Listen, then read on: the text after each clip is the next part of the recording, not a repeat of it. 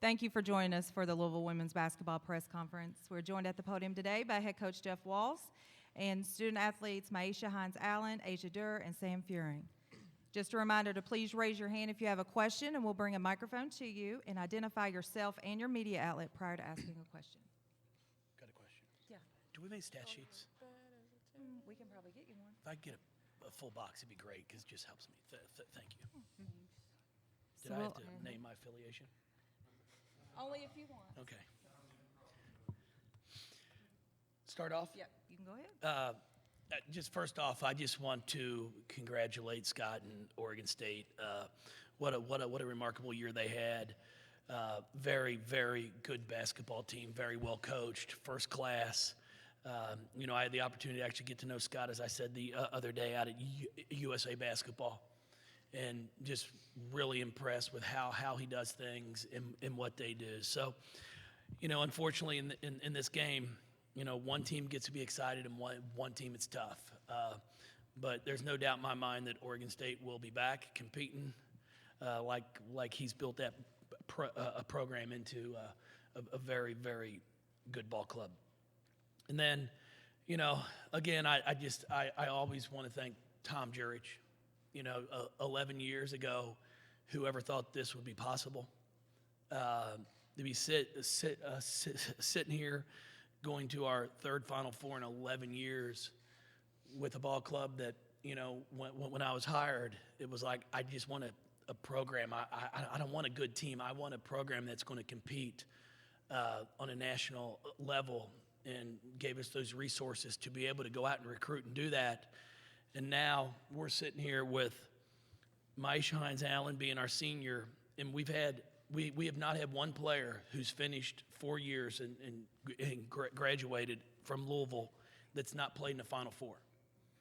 I think a program that had never been to a Sweet 16 until 11 years ago can now say every player that's finished 4 years has had the opportunity to play in a Final Four. I think that's pretty impressive.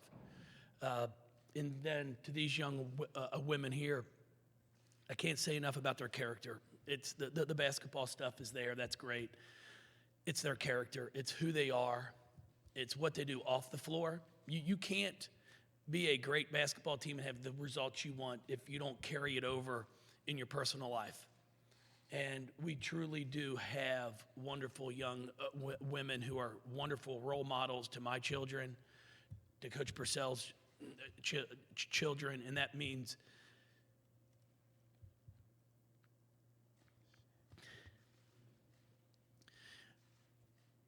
more to me than winning basketball games.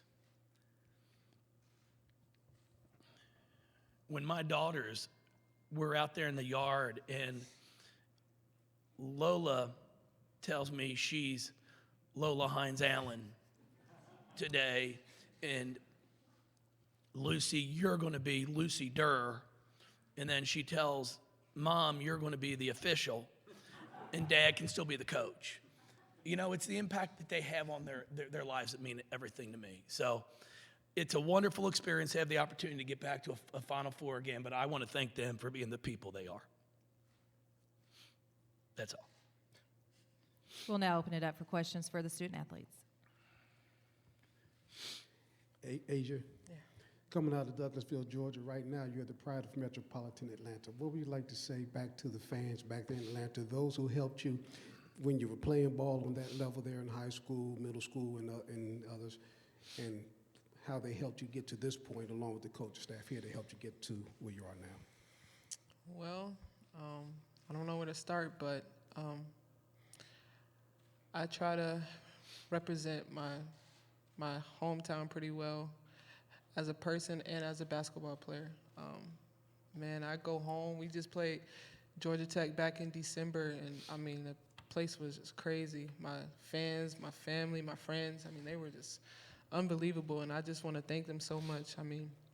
They've been with me since I was in the 6th grade up until high school at St. Pius. So, they would travel all across downtown just to come and see me play. That's pretty crazy, and I truly thank them. This isn't just about me and my teammates. It's about, our fans and our family, our coaching staff. Without them, we can't do it. Gary Graves, Associated Press. Myisha, you could talk about the adjustment in the third, or at halftime, that resulted in the third quarter. I think you all outscored them 28-12, and really just took control of the tempo in the game at that point. Yeah, we knew we were going to have to win the game on the defensive end. If we were able to get stops and go in transition, we were going to be confident. Our shots were falling in the second half, and, I mean, it all came down to defense on the defensive end. If we wanted to win, we had to stop them. They're phenomenal at shooting threes. They have a great post player, so it was going to come down to, if you guys want to win, if you want to go to the Final Four, we have to get stops. Tim Sullivan, Courier-Journal for Asia. The Oregon State coach a few minutes ago came in and said that the last thing he told his team was, remember how fast Louisville comes at you. And it appeared that they didn't really adjust to the speed that you play. Can you tell early in a game if a team is just going to be back on its heels and it's going to turn into a game like today?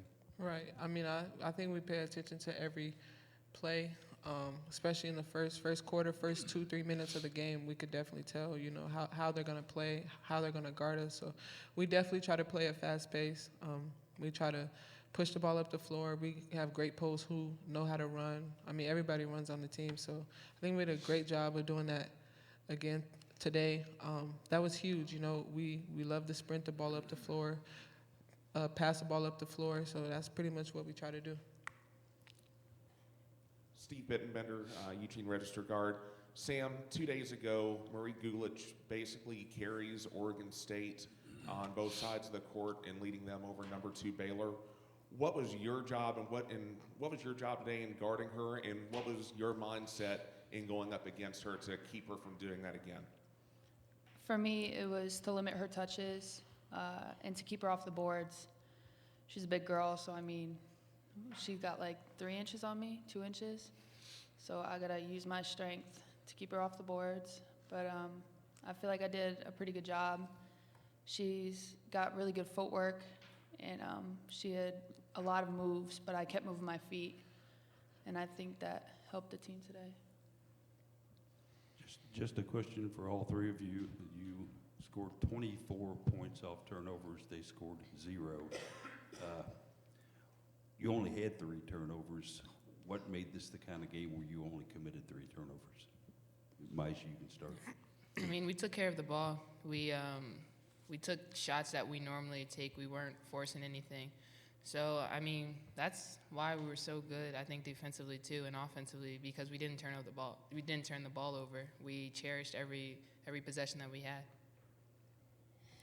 I mean, I would say the same thing as you know, anytime you take care of the ball, you get more shots. So I think that was key. You know, last game we turned the ball over, I think, 9 times in the first half. So Coach Walz was really talking to us about that. You know, you can't, you know, turn the ball over 9 times in the first half, which is not good. So coming into this game, we were trying to, you know, take care of the ball more, so we'll be able to get more shots. Yeah, I feel like we took care of the ball, and towards the end of the game, we used the time. For us, we did our pace, and at the end of the shot clock, we just shot, and it went down. CardinalSportsZone.com. Myisha, you had 3 rebounds today. Was that a testament to them keeping you off the glass, or was it because your teammates were also making big rebounds? I think it was my teammates. We had a lot of people. I mean, I think we out-rebounded them too. So everyone was getting rebounds. But, I mean, yeah, my teammates, they did a good job rebounding the ball. That's why boxed out well, too. Yeah. They hit me hard on box outs. Yeah. So they boxed out well. Danielle Lerner, Courier-Journal. Myisha, when you got here as a freshman, you've played in 3 NCAA tournaments before, never got this far, and when you got here, they, you know, were coming off of 2 years before a Final Four. How did you see the program build to this moment, to where you are right now? Well, the program was already built. So it was basically, when I came in my freshman year, we had 5 seniors. So it's basically, if you want to be successful, if you want to keep this program afloat, you got to do what you got to do. You got to do what the people behind you already done, and that's play hard, play Louisville ball. And I feel like, I mean, it's just me left in AC, but I feel like we've done that, and we've gotten great people in here to help us out with that, and they've bought into what Louisville basketball is and what Coach Walz is wanting. So, I mean, that's why we're so successful, and we're here. Question for Sam. In that first quarter, you all rotated a bunch of people on Gulich and really just kind of frustrated her. How much of that was, just like seeing something that maybe just putting smaller players, just rotating people off of her might frustrate her? I mean, we were just taught that as long as we play hard defense, that she may not be able to get a shot off. Jazz did a really good job of getting under her. They overthrew the lob. Myisha helped inside because we knew that if it got to her in the game, it could have been a close game. But I feel like we rotated well, we played hard, and that's how we stopped her. Myisha, since you played UConn, this team has gone on a pretty dominant run. What has changed since then, and how much better prepared would you be for an encore performance against them? Yeah, well, first, before we even get to UConn, we have to play either Mississippi State or UCLA. So that's our first focus. It's not getting ahead. It's not jumping ahead or anything like that. It's one game at a time. But, I mean, once you play UConn, you see how they play. They're a great team. They're a dynasty. So, I mean, you see what the coaches want from them. You see how they perform. You see how they run the floor every time. They rebound the ball really well, and they run their plays. So, I mean, once you're able to, like, play against that, and you're in a game with them too, you know that you're capable of doing it too. And I think that after that game, it boosted a lot of our confidence up because we didn't know where we were standing. And, I mean, that's a high team. So, I mean, when you get to play them, you can see where you rank with them. For any of you, if you could talk about just Erica Carter and her ability to run this team and the job she's done as the season has gone on. I mean, I can start that off because me and AC came in together as freshmen, and AC has came a long, long way. Surprising she's still here. I know. Me and her laugh about it all the time. Her freshman year was hard. Coach Walz got on her a lot, but he knew that she can be great and she can do the things that she's doing now. So, I mean, and then the fact that she sat out last year too, and she learned all the plays. She knew what to do. She was coaching people on the sidelines. So AC is just a coach at heart. Like, she knows the game. She knows what she has to do in order for this team to be successful. And I'm just happy that the team is doing so well because it's a testimony to her because she's a big part of it. You know, me, Asia, and Sam too, we get a lot of credit for a lot of things, but AC is the one who runs the team and makes sure everyone's in their right spots and knows what we have to do. So, it's a credit to her. I think that was it for that one. Drops the mic. She got one. Danielle Lerner with Career Journal. Gotcha. Thanks for the intro. For all three of you, when you're not in the game, when especially at the end, when you're out and it's becoming apparent that you guys are probably going to win, what's going through your minds in that moment, and what little things about the game are you still noticing? Or are you just kind of exhausted at that point? Well, you try to soak it all in, but then again, you're still cheering on your teammates because the game's not over yet. So, I mean, we could still score, still get stops. You still want to pay attention to the game. But, I mean, I think at that point, like, everybody was definitely, like, truly excited. So, that's basically it. Same. Any further questions for the student athletes? Okay, the student athletes will be dismissed to the locker room at this time. Thanks. Thank you. Thank you. Hey, you guys can take that with you.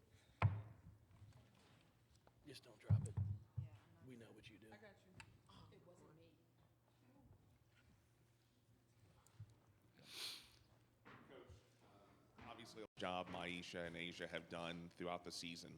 but Sam's development this year has really been key to you guys. And how big was she tonight, not just offensively, but defensively, to go up against Gulich? No, Sam was outstanding. And, you know, you just can't even start with Sam. You've got all of them. Jasmine Jones, she scores 4 points, and that's all. You know, if you look at stats, you're like, she only got 4 tonight.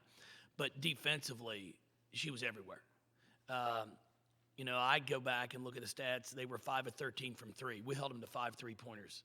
You know, they're averaging 8 to 9 a game. But Sam, you know, she's not afraid of contact. She holds her own. She doesn't keep backing down. And that's the thing when we watch him on film. Gulich is a fantastic post player. I'm so impressed with her. And she does a great job of getting low post position. And we just kept telling him, you can't keep backing up. You've got to hold your ground or she'll dominate you. And Sam did a great job of holding her ground. Then it made her shoot over Sam instead of around her. Starting that third quarter, she scored back-to-back buckets because she got Sam on the top side. And then all she did was shoot it around her. And we're like, Sam, she's got to shoot over you. You got to make her shoot over you. And then we made that adjustment, and then Sam was fantastic. Coach Oscar Woodall, Haywood Media, WATB Radio. Speaking in metaphoric terms, having my fair share of long road trips, you've arrived in Columbus, spent a long journey starting from the preseason up until this point. How do you keep the girls from having a sense of accomplishment, meaning that, yes, we've made it to Columbus, but we have yet to win the game. We're not in the house, but we are in the city. Well, they're quite aware of that. I mean, this is the whole tournament. I mean, you know, our goal is to be able to come out and compete for a national championship, but we knew you can't do that if you don't get to a Final Four.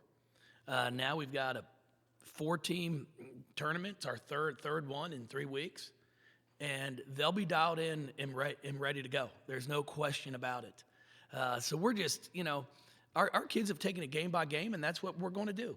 You know, we're not worried about anything else but this game tonight. We'll sit there and watch this game tonight, figure out who we're going to play, and then start preparing on Tuesday. CardinalSportsZone.com. This is kind of a general question about women's basketball as a whole. I've seen a number of articles come out recently about UConn being bad for women's basketball. As a team who has competed against them once this year, and then it used to be year in and year out in the Big East, how would you respond to that? Okay, go ahead. I'm sorry. I got distracted. You asked me what? I apologize. It's fine. A number of articles have come out recently about UConn being bad for women's basketball. How would you respond to that? Oh, no, it's not bad for women's basketball. I guess when Alabama beats somebody 66-3, it's bad for college football. You know, God forbid if they go beat somebody 70-21, should they quit college football because Alabama's dominating people? I look at it as more of, if you can't be impressed and admire what they do year in and year out, shame on you. If you want to sit there and write an article saying it's bad for basketball, maybe you're bad for what you do. I mean, because God forbid, if you can't appreciate greatness, then shame on you. I mean, maybe the people that write these articles suck at their job, so they want to try to crack on somebody else. That's my 2 cents. I mean, damn. Like, you know how hard it is? I mean, we're sitting there, and Steph Norman and I have been here for 11 years, and we're going to our 3rd Final Four in 11 seasons. And I'm telling you, that's the damn hardest shit I've ever been through. I sat there and told Steph before the game started, imagine, UConn every year for like 15 years, I think they've been at 15, whatever, it's been in a row. Their season doesn't end until April the 3rd, April the 4th, just about every year. Like, it's exhausting. I mean, I told a friend that, you know, when we're finished, when it's all finished, I hope it's not until next Sunday, that my goal is to sit in bed for about 4 days and watch reruns of Law and Order, SVU.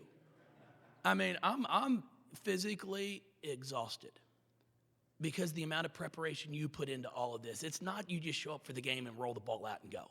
So what Gino's done, I think is amazing. I don't think it's bad for anything. I watch it. I watch him play and admire it. You know, our goal is to hopefully get there at one point in time. That's what everybody's trying to do. So yeah, so whoever writes that needs to look at themselves and see if they suck at their job, because I think they do. Sorry about that. Jeff, over here. Yes. First, condolences on the Powerball. Thank you. Secondly, It was 4 numbers off. It was right there. darn. Given, when Scott was in here, he was talking about that you play at a different speed than they see. Looking at the scouting report and the film, did you anticipate you'd be able to turn them over as much as you did, and did you force the pace maybe a little faster than you normally do? We tried to force a pace. We tried to force a pace against Stanford in the Sweet 16 game. I thought that game, personally, was decided in the first 6.5 minutes, our Stanford game, not because of the score, but because of the tempo of the game that we had it going at. There was not immediate timeout, I don't think, until 3:40 to go in the first quarter. So we had that thing going at the pace that we wanted, and I thought it wore them down as the game went on. Today, we were going to try to push in transition as much as we could, but at the same time not take a bad shot. We took one or two forced shots in that first quarter because we were excited. Like Sam missed a reverse layup. She never misses. She drove from the high post and missed a layup. Sam never misses that. But they were so excited. But I like the tempo. All we've been working on offensively is tempo. Get the ball going down the floor. Tempo. Make them chase you. Offensively, if you can make a defensive person chase you, then you're going to have an opportunity to get the advantage. And that's what I thought we did. And there were points in the first half when they switched to zone that I was getting on AC and Dana. You got to get the ball to the floor. We got to get tempo, get it moving, instead of just walking it up and then trying to run a set. And I thought we did a really good job of that. We go 5 of 17 the first quarter. We weren't great, but we got good shots. At halftime, what I told the kids was, it's a 9-point game or whatever it was at half, 7. I said, I love the tempo. We missed open shots. If you go back and watch the first half, we missed open shots. I thought we made them earn every basket they got. We challenged them. Now, they hit the 3 threes. Corusdale, I hope I pronounced that right. I'm sorry if I didn't. She hits 3 threes in the first half and gets nothing in the second because we made an adjustment on that. But everything they got, they earned, which is what our goal was.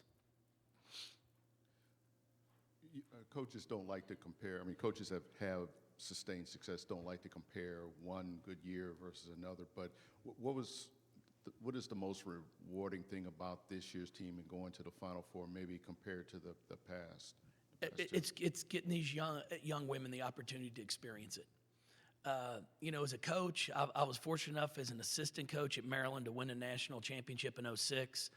We get back in 2009 and 2013. It's the coaching side of it. I tell my players all the time, I push them as hard as I push them because I want them to have the opportunity to experience this. As a player, it's 10 times better than as a coach. Are you kidding me? It's great. Don't get me wrong, but as a player, you have control over everything out there. And I want them to have that opportunity to experience what it feels like. It's a whole new thing. You get the opportunity to go to the Final Four. Everything that comes with that is awesome. And I've told him the past 2 times, soak up every second of it. In 2006, when we went at Maryland, I had a good friend, Lyndon Weiss from Texas Tech, and Roger Redding, who were assistants at Tech when they won the national championship. They called me and said, soak in every second of it. Go to every party that the coaches offer because it'll be maybe the only time that everybody buys you a drink.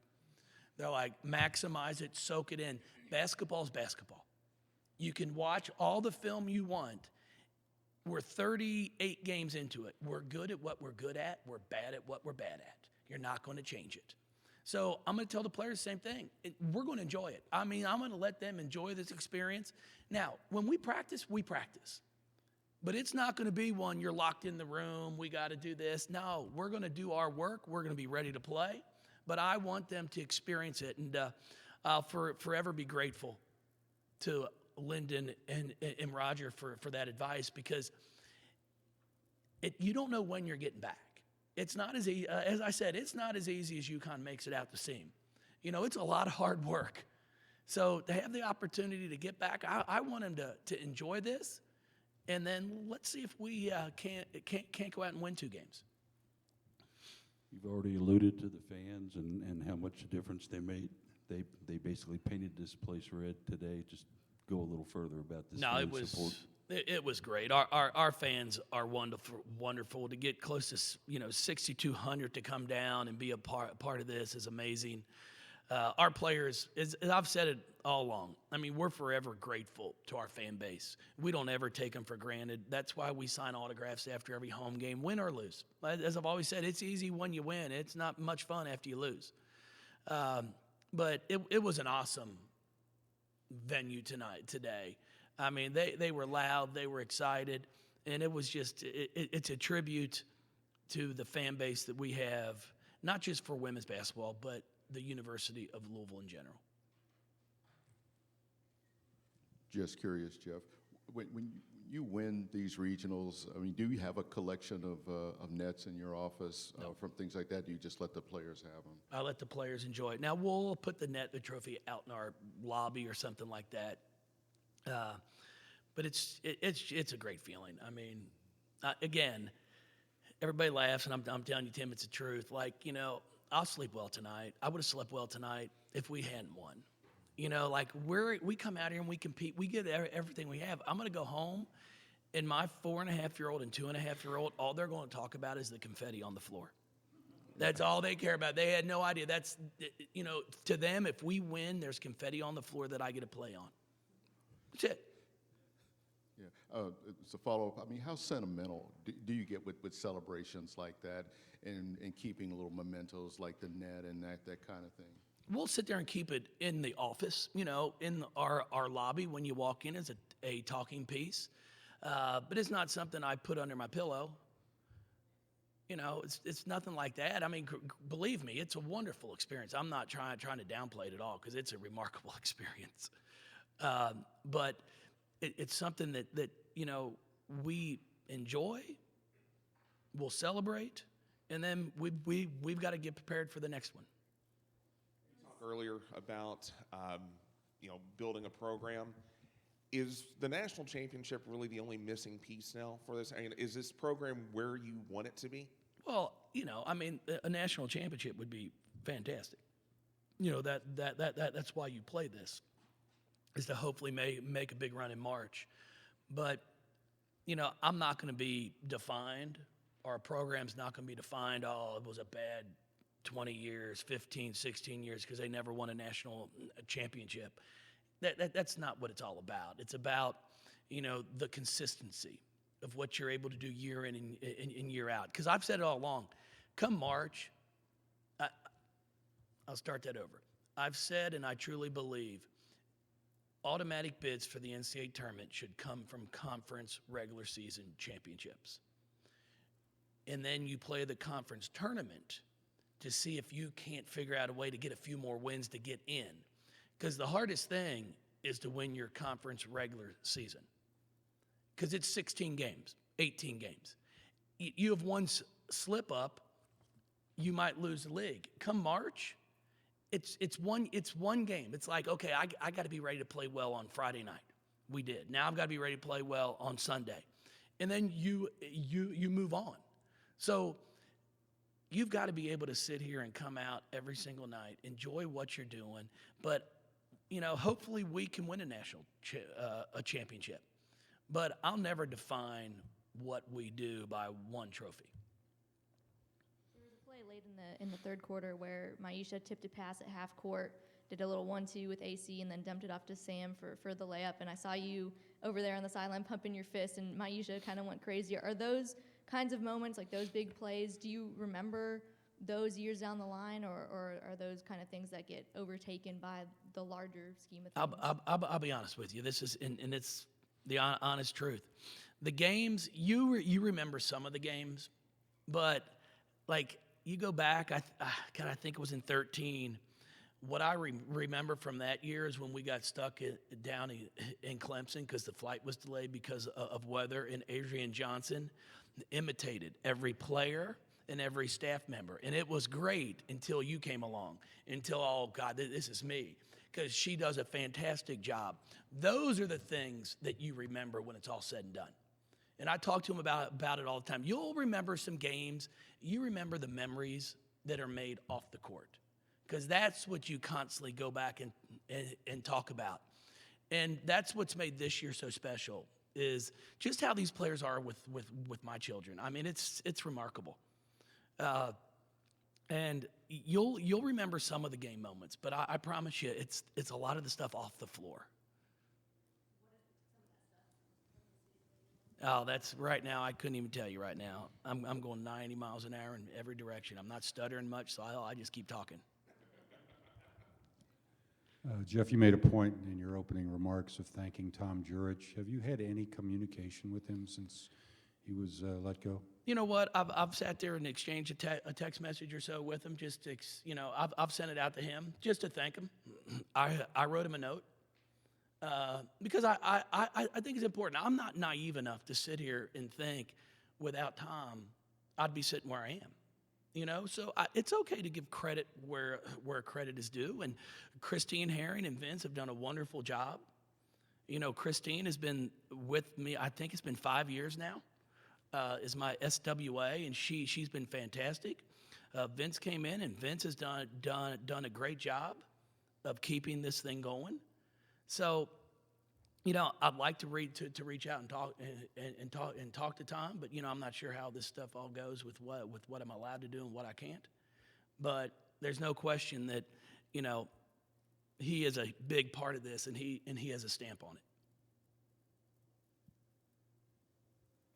Any further questions?